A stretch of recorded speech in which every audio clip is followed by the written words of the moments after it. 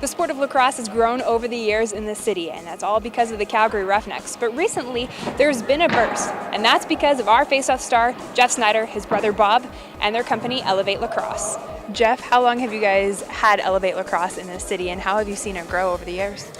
Our first camp was 2007. We ran it in July at the Brentwood Sportsplex, which is the arena that I grew up playing in, and it's grown exponentially. We coach almost every month of the year.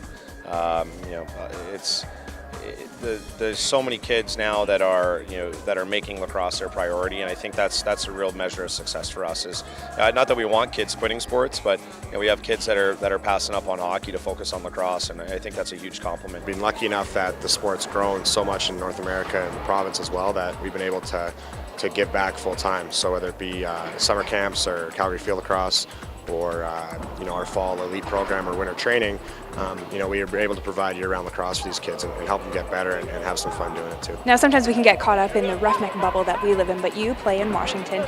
So are you seeing it grow that much more across, obviously, into the States? It's really big there, field lacrosse, but are you seeing it grow that much more, and that guys on other teams are wanting to do the same thing and help grow the sport? Actually, yeah, it's in the Pacific Northwest. Seattle and the Seattle area has grown quite a bit. We'll come back, and we got a lot of young teams. Either youth teams or high school teams growing up or coming up, in Washington, and it's great to just see the sport just grow, countrywide in the States and Canada. Having some of the roughneck guys stick around, are you seeing that they want to be more involved?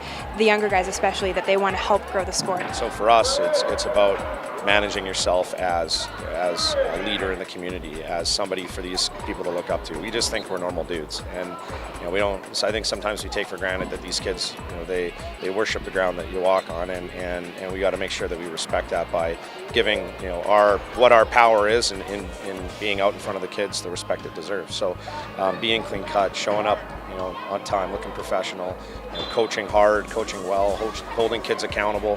That's the way that you get buy-in from the kids and ultimately buy-in from your staff as well. And I really think the guys in our winter training program, it was Greg Harnett and Joe Rezateris and Frankie Chiliano and Travis Cornwall were out too. I think they really enjoyed buying into the fact that they were making a difference with kids. And I don't know if when you really experience that and really see that, that's when it becomes something special. Oh, nice moves. What's it like working with your brother?